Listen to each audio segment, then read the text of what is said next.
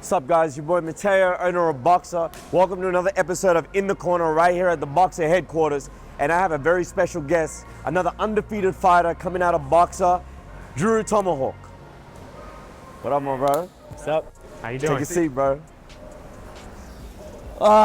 You look like you just finished training or you're about to start training? About to start training, yeah. Bro, you're always one of the ones in the gym that's putting in not 100%, 120% every single time. If I could live in the gym, I would. If I could set up a cot upstairs, I would do it. Done. I'm gonna put a double bunker upstairs.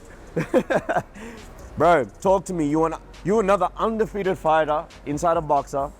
You haven't been in the boxing game for like a long time, right? What's your record again?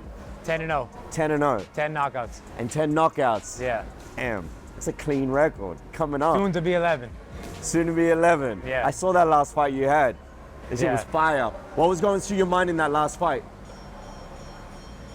Just, You got a nice knockdown. yeah, trying to just work on things that we work on in training. Yeah. We work on so much stuff, and I don't want to be one of those guys that you tell all kinds of things to, and then all of a sudden, none of it appears in the fight. 100%. None of it appears in the sparring. So as soon as you get in the ring, let's work on everything we've been doing in training, because that's what I'm being coached for. I'm not coached to do what I think is right. I'm supposed to do what I'm being coached to do. So. I can vouch for your improvement dramatically because I met you a long time ago. I think after COVID and stuff, I popped up to the gym as a newcomer. Yeah. And everyone was giving me funny looks, and you were one of the only ones that spoke to me in the gym. Yeah. And the transition of your improvement since you've been concentrating with Donato, which is an amazing trainer, bro, an amazing person, bro, your boxing has elevated. It's changed everything. Every part of my game has improved because of him. His leadership, the way he explains everything, the way he teaches, it's so different. Before this, I really didn't have much coaching. So it was kind of just trying to figure things out on the go. Now to have somebody actually spend the time and actually take an interest and want to teach me, it's night and day. You're an amazing student, bro, to the game. Yeah. You found your flow, you found your style, and bro, the results are showing for where your path is leading, you know? Which is incredible. I put my hat off, bro. This coming year, some big things are gonna start happening this year. For sure. Talk to me a little bit about, I want the people to know what's up, where you're from originally, all right? How you got into boxing. And more importantly, a lot of people don't know what you do for work. Yeah. So, I want to get into that. Where are you from? So originally from New Bedford, Massachusetts, city south of Boston. Actually came down to Miami because I played baseball in college. So that brought me here. Fell in love with the weather, didn't want to go home. Actually had a buddy it's been about 7 years, almost 7 years, 6.5 years, that we played together in college. And he found a small little boxing gym, called me and said, let's go try it out. I know you would like it. You would be good at it. Let's try it. I'm like, it's a new workout. It's something different. Cool to learn just in case. No intention of ever fighting. No intention of ever doing anything other than just getting a workout. Yeah. It's the first day I walked in, I fell in love. That mental, that inner drive to want to learn more every day. I was like, I got to come back. Next day, I got to come back. You learn a punch and you're like, I can do it better. And it just went from there. Yeah. Had the first fight with no sparring. Few months of training, went into the first fight and just was like, let's try it. Won the first fight, then I won the Golden Gloves as a novice at heavyweight. Oh. Then I had my first 7 fights. You were a heavyweight? First 7 fights in a heavyweight, 201. Oh shit, I didn't even know that. And I only weighed 180. So I was just like, you know what, I gotta learn. Doesn't matter how big they are, I gotta learn.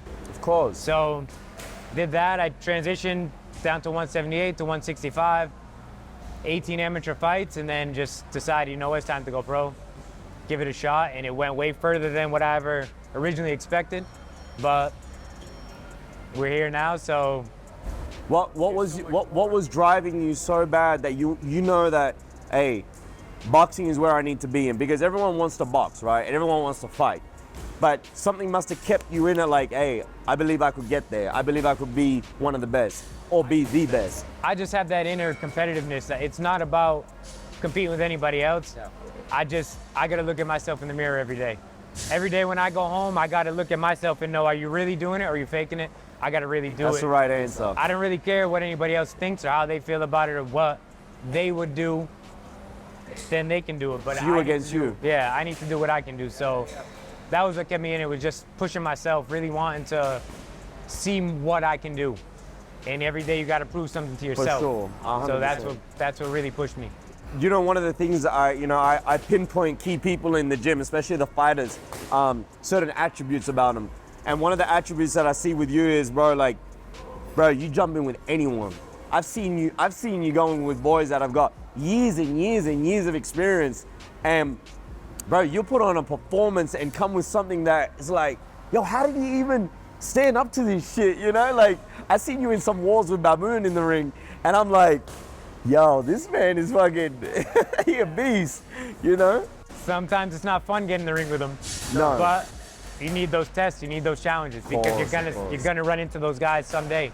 So I'd rather be prepared for it now than have to prepare for it in the moment when it's happening. And it's great because it reassures you that this is for you, bro. Yeah. You know, so if you're able to work with a lot of these high-level guys that are in the game for such a long time, and you're standing toe-to-toe with them in sparring, and you're getting better every single time, then that should just display to you like, damn, my work is paying off. Yeah. I'm in this shit for real. And a big part of it is I know I'm just starting, you know, and I'm just learning. So if I can stand in there with somebody who's been in it for so long, I know a little bit more experience where I can get to, and that's another part of the competitiveness. I know it can keep building from there because I know what I'll invest into it as far as wanting to learn. For sure, for sure. Look, enough about the boxing side for now. Bro, your daily work, what do you do as for a job? I'm an elementary school special needs teacher. You hear that? A teacher, an elementary special needs teacher. Yeah. Tell them about what made you get into it and why. I mean, I like kids, I like working with kids, so it's just a whole different aspect than you're with adults all day in the gym. In the day you're with the kids, it's just a whole different, it's a cool schedule. It gives me the opportunity to be able to do this. If I was working some hard, tough job in the sun, wouldn't be able to come and have the energy to train. So that's one benefit of it. But what got me into the special needs is just, originally I was substitute teaching, and my major was for a PE teacher. So I started subbing, doing both. They put me in the special ed classes, and I just liked it. I liked the kids. I liked how much it makes you appreciate what you really have. Yeah. And I started taking the test for it and do it, and got into it, and my 7th year now doing it. So wow, bro. yeah, so that's huge. It really gives you just a different output on an outlook on life that's much different, because you appreciate any little thing. Being able to sit here and talk. Yeah. They can't do that. These kids are in wheelchairs. You have to feed them. You have to change them. You got to do a lot. They depend on you for a lot.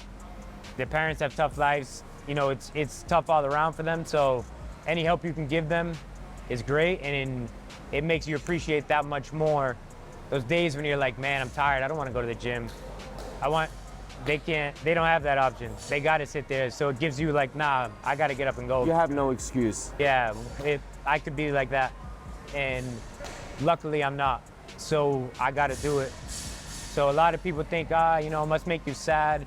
Like, nah, it really inspires you, because so many things we take for granted. But what a life you have, bro, you know, to be able to serve and be there for young children, and then, bro, you fighting for something always. So having that balance in your life, you know, I put my hat off to you, bro. Like, a lot of people wouldn't be able to, you know, balance the both worlds out. It's hard.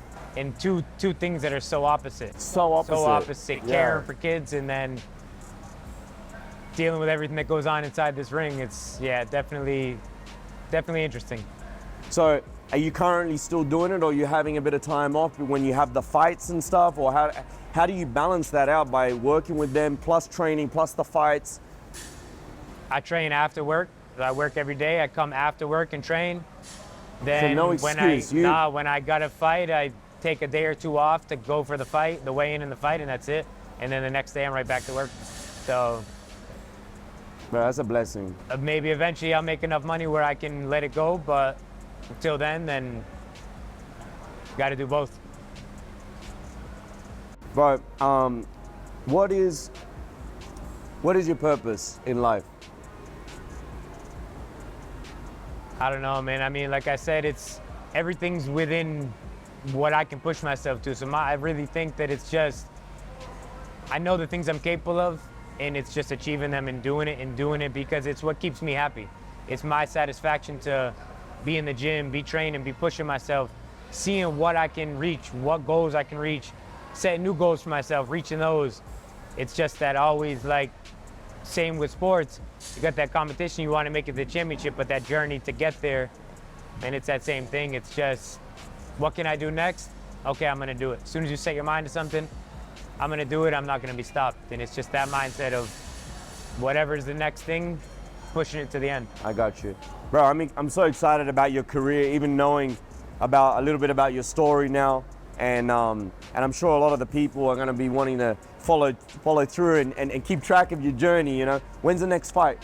November 10th. November 10th. Yeah, a couple weeks away, I'm fighting in Dominican Bro, Republic. you've been fighting like back to back, like every 3 weeks, every couple of months. Well, luckily I haven't taken much damage yet, so as long as I don't, You've been getting no, that knockout. Yeah. I know. No. Early. If I take too much damage in a dog fight, maybe I'll take a little time off between fights. But until then, just keep rolling and keep proving myself. Now, is there a way that people can tune in to watch the fight so I can put it on at the gym, or? This fight there should be a link for it. I'm gonna have to find out with the promoter. I'm gonna have to talk with them and let you know. But yeah, it should be be streamed. I definitely want to tune in and get everyone involved to support. They got me bro. an opponent that's 17-7, I think. Okay. So he's got some experience. You got this. You got this. Worry about that. Another knockout on the record. Hard work always pays off, Yeah. and you're one of the only guys I know around that's putting in extra and more work always. Yeah. And you have an amazing coach. You got amazing sparring partners. You got an amazing partner. Yeah. You have my support and the gym support. Yeah, I appreciate it. You got all the I people in really Boston, appreciate- you know? yeah, I appreciate it all. So I don't take anything for granted, that's for sure. It's a blessing to be here and be a part of all this every day. Nah, for sure, bro. I appreciate you for coming on today. Until next time, another episode of In the Corner, right here at the Boxr headquarters. We out. Boom. Yo, it's your boy Mateo, owner of Boxr. And if you enjoyed this video, like, comment, and subscribe right below. And you let us know what you want to see next. Boom. 1, 2, 3! 1, 2, 3! 1, 2, 3!